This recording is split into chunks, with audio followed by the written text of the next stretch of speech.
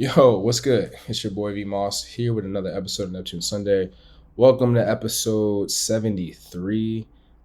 We are celebrating an important anniversary today. We're talking about 15 years since N.E.R.D dropped their fourth studio album, Nothing.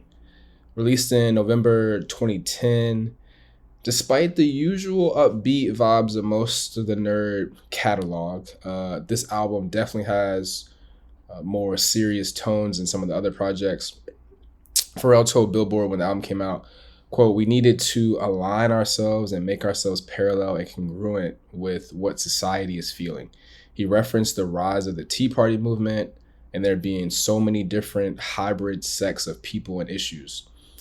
Also, in an interview with Yahoo Music when the album came out, Pharrell talked about how the album cover, if you see it, it's in the background there. He's got on an army helmet with feathers coming out of it. So it shows, the significance of the battle of war and peace that we're facing, not just in society, but also internally with ourselves. P says he wanted to respond to this heaviness of what was going on in society at the time by making a timeless album. And to do so, he said that he channeled a lot of the vintage sounds that you kind of hear on the album. He says it was very much inspired by 1968 through 1972, 73. Sounds and feelings of Crosby, Stills and Nash, Moody Blues, and Creedence Clearwater Revival, which are folk rock bands, folk rock bands, which is, it sounds different. It sounds like outrageous to say that those type of those artists from that time period would inspire this music. But come on, we're talking about P. We're talking about, he's tapped into so many different eras, so many different types of genres in music. It's not surprising that those people inspired this music, especially it's N.E.R.D, because N.E.R.D they get to be a little bit more free, right? They get to play around and use their imagination, but also tap into things that are outside of what the hip hop people expect from the Neptunes.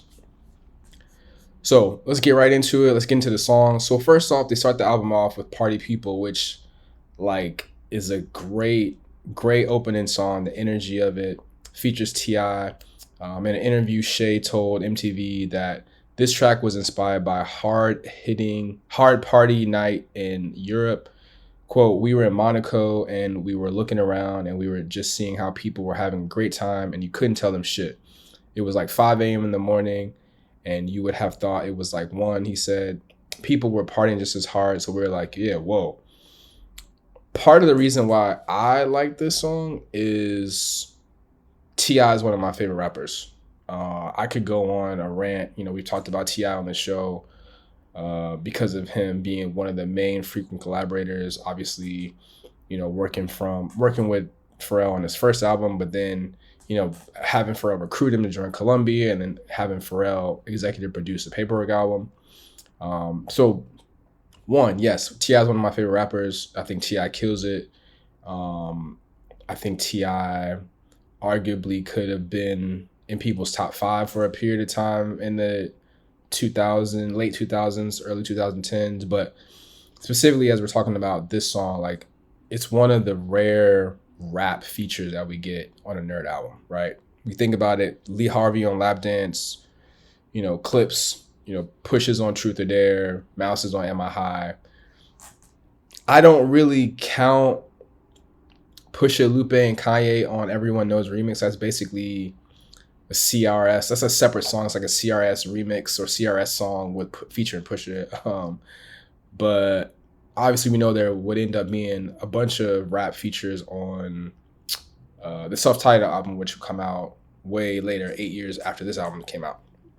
So Party People is a great way to start the album and get the energy. As I mentioned, there's definitely some heavy themes on this album, but starting it with Party People, it feels like a N.E.R.D album from the jump, which I think is great, important. So then after that, we go straight into the second single, which was released in October, literally a week before the album dropped. "Hypnotize You" is definitely Pharrell trying to channel, give his Prince impression, which I think is dope. This song is a lot of people don't know, co-produced with Daft Punk, which I also didn't really realize until I was doing some research about this album. But Pharrell says that this was a song that was recorded at the last minute because he ran into the Daft Punk guys and was like, hey, we haven't worked together in a long time. You know, they remember they did the remix to Harder, Faster, Stronger, or whatever that was. But they hadn't worked together in a while. And so this was them getting back together. Obviously, we know in a few years after this, we'd get Lucky and Lose Yourself to Dance on Random Access Memories album, which is out of here. But dope to find out that Daft Punk co-produced this album with the Neptunes and the guys from N.E.R.D. The music video was kind of crazy, and I think it definitely fits the title and the theme of the song, Hypnotize U. Pharrell with a bunch of beautiful women in a mansion, and they are basically just under his spell. Directed by Paul Hunter, who was one of those. I think Paul Hunter is a household names in terms of 90s, 2000 music video directors when you're talking about Little X and Hype Williams and those guys. Just watching the video earlier, I just listened to the song a couple times. Like, in a lot of ways, it just made me think that it's basically like Twilight Zone fronting, like the song and the video, right? Like, it's when you think about the fact that it's a house, you know, it's like it's not even a party. Like, fronting's a party, and then Hypnotize You is just kind of like Pharrell just walking around doing stuff, and Chad and Shay are sitting there chilling. Like, it's very, very similar, but just kind of like different dimension version. I don't know. I'm just talking, but like that's just kind of like what came to my brain is like it gives you, because also I think about the Prince side of it, right? Like we talked about, everyone knows about this, the idea of him trying to give Prince frontin', which I think is part of the reason why he channeled Prince on frontin', and I think that he's doing that a little bit on this. So I think that's part of the reason why I think that there's some similarities in the songs, but I think just the delivery, or like just the composition of the song and the video, like they're very similar, but at the same time, way different. Okay, next up, Help Me. So Help Me is like the first song that really kicks into this social commentary theme of the album. Pharrell ends each of the verses with, quote, and no, I won't kill you, but I'll watch you die. The video that came out, which was only available on bbcicecream.com, has tons of imagery of war and flooding, natural disasters, other political and social moments that kind of deal with this theme of there's a lot going on in our world that we got to be aware of. So that's the first song that kind of sets this social commentary undertone. Switching the vibe right away with this song called Victory next up. I think Victory definitely feels like a song you would want to play. Like, it feels like they made a song that they would want people to play after someone won the national championship or won the Super Bowl or something like that, right? Like, it's very much got like Beatles vibes, and I mean, I guess more specifically or more like accurately, like it definitely is a N.E.R.D version of Queen, We Are the Champions, kind of, sort of, right? Like, I think if that's what they're going for, I think you definitely get that feel. It definitely sounds like the Beatles, definitely sounds like something from that era. But then, you know, when it sounds like called Victory, right? Like, and it has that implication of, hey, we're going to play this after we won something, definitely reminds you of We Are the Champions. Next up is Perfect Defect. This is the first song that, you know, I think gets you into the normal Pharrell. This is the first romantic vibes lover boy song. You know, the type of unconventional love songs that we like hearing on N.E.R.D albums. So this is the first one like that. It feels like it could be on Fly or Die, or maybe Seeing Sounds, or maybe even on Pharrell's Girl album. After that is I've Seen the Light. I've Seen the Light is probably, there's a few songs on this album where Chad brings the saxophone out. I think this is probably my favorite one. Just the way that the cadence of Pharrell's verses on here, it gives you like Gilligan's Island theme song vibes. Like, I think it's like Pharrell doing his own type of like sea shanty. For those of you, I heard that for some reason years ago. I don't know. I don't remember where it was, but for those of you who don't know, a sea shanty is basically like it's a folk song that's sung by sailors while they're on the boat, like to coordinate their working on the boat and to just like keep everyone in a good mood and synchronize everything. Um, so I think that has something to do with the theme a little bit. That song I've Seen the Light has a part two, which is Inside the Clouds, which seems to me like kind of like another environmental message, basically talking about rain. The next song is God Bless Us All. So I'd say this is probably, I like I've Seen the Light. I like Party People. God Bless Us All is probably the song that I go back to the most. I have it on a playlist called You're Gonna Be Alright, Bro, which is kind of like a focus playlist, kind of a, snap out of it. It's kind of like, get to it. And I think that's because of the song's energy about, hold your head, like you're gonna be all right. Like, and I mentioned this last year. I really like the version that they used in Piece by Piece, where Uncle Charlie is singing God Bless Us All in the church. I found that randomly on SoundCloud. I don't know if it's real or if it's like mixed or like ripped from the movie. But go check it out on SoundCloud. If you haven't heard it, go watch the movie if you haven't seen the movie. But that gave me another appreciation for God Bless Us All. But also important to note, in that Billboard article I was mentioned earlier, Pharrell says, quote, "This song is about a friend of ours in the business, a superstar who went through a crazy rough patch, and we wanted to offer him words of encouragement. He's making good music and people are warming back up to him." Williams declined to identify the subject of the song at the time, but added, quote, "He's making good music and people are warming back up to him."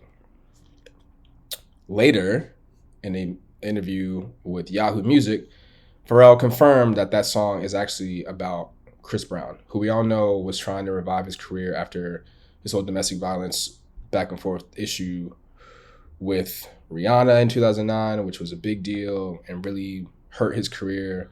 And Pharrell said that the inspiration for him making that song as a encouragement for his fellow Virginian who was always look up to him and called him Lil Bro.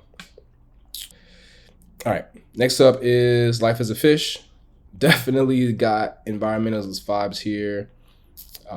Ends with Pharrell saying he made this world, took it and gave it back again, and we learned nothing. Like, this is definitely, this is probably the song I was talking about that had to do with creation. But anyway, Jacques Cousteau. For those of you who don't know Jacques Cousteau, like let me look this up so I can give you an accurate description of who Jacques Cousteau is. French naval officer, oceanographer, filmmaker, and author. So Jacques Cousteau gets mentioned not only in the song but in the music video. Music video also, just like Help Me, was only available on bbcicecream.com.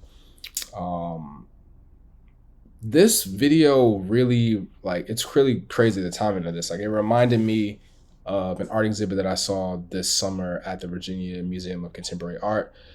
Artist is named Duke Riley. It's called O'er the Wide and Plastic Sea. He basically like took a bunch of plastic waste, other trash from the ocean, like lighters and pen tops and stuff like that, and made it into these crazy art pieces. This song literally could have been like the theme for that exhibit. Like, it would have been dope to hear this here like a fish while like walking through the gallery. All right, next up is Nothing on You. The funky sounds that we're used to from N.E.R.D albums is back. Another lovey-dovey song. Just a reminder that we know deep down P is a lover boy. I like this song. I feel like something that's in between, like she wants to move and kind of like the way she dances. So good energy, the funky N.E.R.D sound back on that. And then Hot and Fun, which is the first single, released in May 2010. Definitely was pushing for the summer party vibes. It does give similar energy to like Everyone Knows, the OG single version. But this is another mention or reference to the Beatles. In the music video, Pharrell, Chad, and Shay are riding in this Rolls Royce through the desert. The Rolls Royce is painted in these crazy, like bright, vivid colors by Friends With You, which is a collaborative art project from LA-based artists Samuel Borkson and Arturo Sandoval III. Pharrell told MTV how they first connected with Friends With You in Miami. Quote, "We told them we wanted something that was psychedelic, something that paid homage to the Beatles, Yellow Submarine, and Magical Mystery Tour." So again, another reference to the Beatles that we talked about, the earlier song Victory, but also another reference to the time that they channeled for this in terms of like the 60s and the late 60s, early 70s when, let's see, when did that album come out? Not a big Beatles fan guy. Yellow Submarine, Beatles, came out in 1966. So that's a little bit, it's basically the same time. He said 68, 70, 68, 69, 70. So Hot and Fun is dope.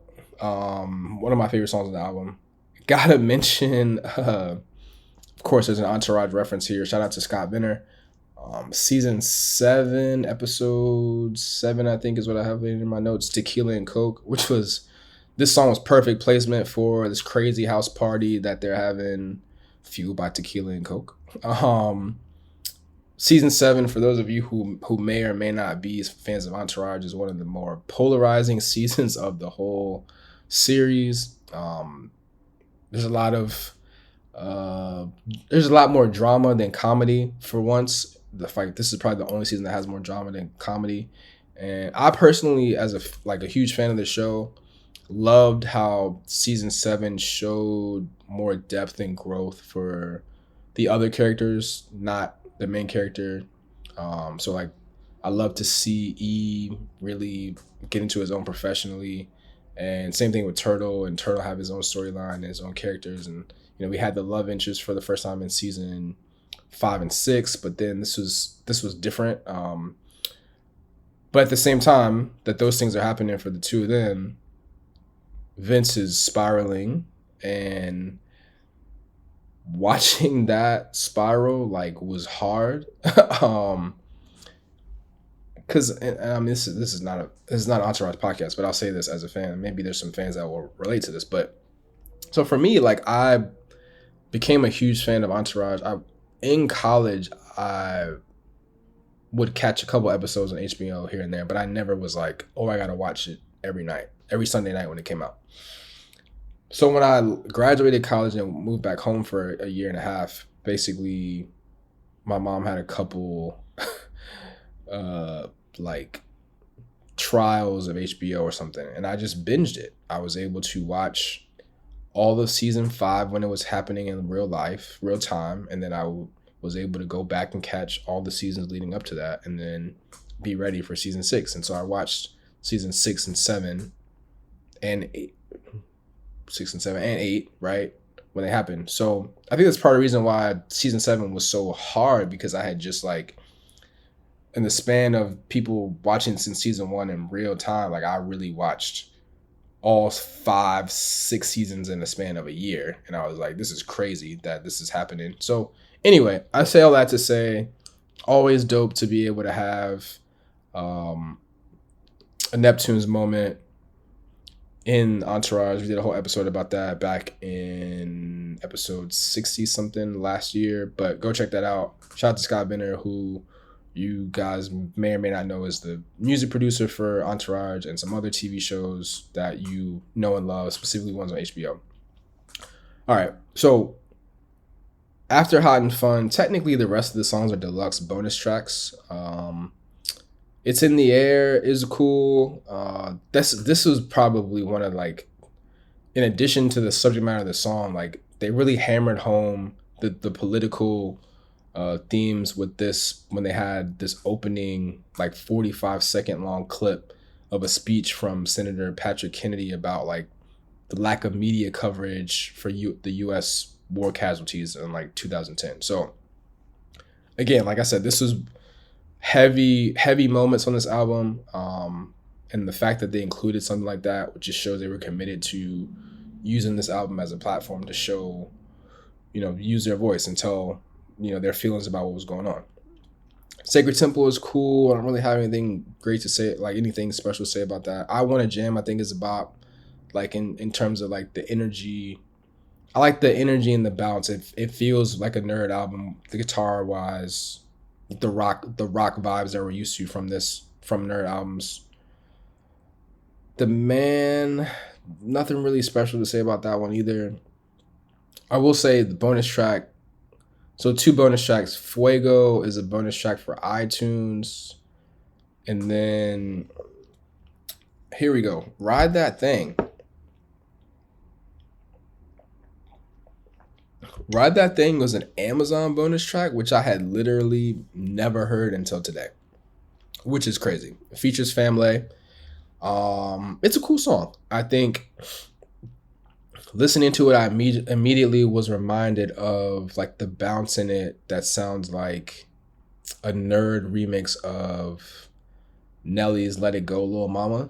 And for those of you who may or may not realize, Let It Go, Lil Mama, the beat for that was originally BG's song About to Blow, which was on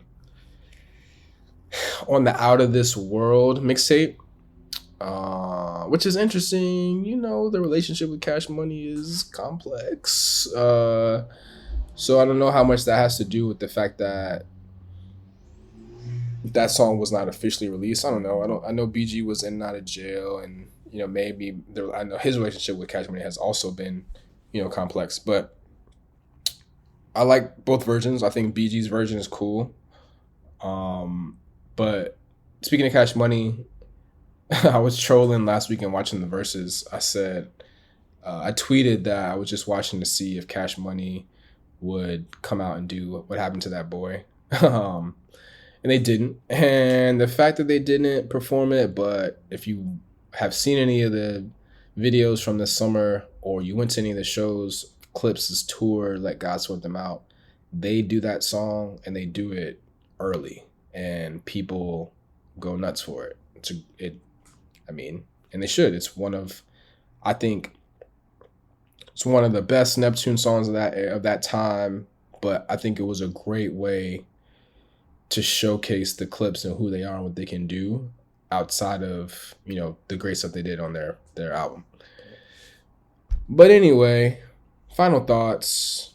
I think the Nothing album isn't as bad as some of us diehard Neptunes N.E.R.D fans. Some of us say it is. I mean, it definitely doesn't have the standout hits, which I think is the differentiating factor, right? Like when we think of the N.E.R.D albums, we think of Lap Dance, Rockstar, Run to the Sun. We think of She Wants to Move, Maybe, right? We think of, on Seeing Sounds, we think of Spaz and Everyone Knows, Antimatter. So Sooner or Later, right? It's like, so I think that's the difference is when we get to this album, it's like it's basically 2 years after Seeing Sounds, and it's just like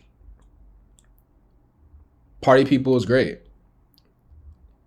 Hypnotize You is cool, but it's not like a standout like those songs I just named. And so I think that has a lot to do with the fact that we don't hold it in the high regard that we hold those other 3 albums. Like when we ask people what their favorite N.E.R.D albums are, it's some kind of combination, some order of those 3, and then Nothing and the Self-Titled album are just 4 and 5, like whatever someone's feeling that day. But the first three can go 1, 2, or 3, depending on who you are when you heard it, or who you are when someone asks you for your to rank them.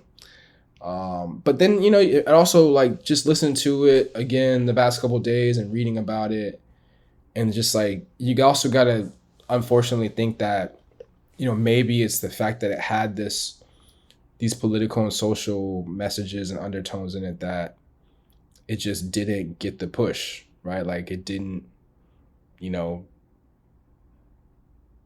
didn't connect. Maybe it didn't connect with the label and they didn't want to push it, or they just, like, I don't know. And maybe it's a combination of all the stuff I just said, but 2 singles, only 2 singles. I mean, you could have easily made Hot and Fun was a single, Hypnotize U was a single, Party People could have been a single. I mean, with T.I. like that, could have been great, right? But anyway, I know another N.E.R.D album is unlikely, but you got to hold out hope, right? Like, we talked about this when we were doing the episode about Tyler's relationship with Pharrell. When the book Carbon Pressure, there's another part of that in the name of the book. I have it right here. Carbon Pressure and Time, when the book came out, that was back in like 2023. And so there's the first thing in there is maybe the first thing, but there's an interview in there with Tyler and Pharrell tells Tyler that he literally just finished recording like 12 N.E.R.D songs. And so he was excited about him. And of course, Tyler's excited about it because he's a big fan like us. So, maybe those will get released from the vault one day. Fingers crossed. Not holding my breath though, but fingers crossed. Just the idea that there's more music out there, despite everything that's happening with that, and that's all we're gonna say. Like, would love to hear those songs. Would love to see those guys back together, even if it's just musically for something that's already been created. Just, yeah, we want it. We need it. So yeah, thanks for listening to another episode of Neptunes Sunday. For those of you who pay attention to what's going on in the Neptunes Sunday universe, or aka my life, I just was part of a group that launched the Virginia Hip Hop Foundation, which we created to celebrate the impact of artists from Virginia have made across hip hop culture globally throughout history. So excited that our first event is coming up on November 12th. It's at Virginia State University. Basically, we're having a celebration of Hip Hop History Month, which started today. And the conversation will be about writing in hip hop, and we'll have special guests, Virginia legends, the one and only Mad Skillz and Nickelus F. Pull up if you can. Be dope to see you. I mean, we're definitely going to also have the conversation recorded, so you can watch it later on the Virginia Hip Hop Foundation YouTube. But definitely come through if you can. More information is on www.virginiahiphopfoundation.org. So check it out. Again, thank you so much for listening. Appreciate everybody tapping in as usual. We will catch you next Neptune Sunday. Peace and love.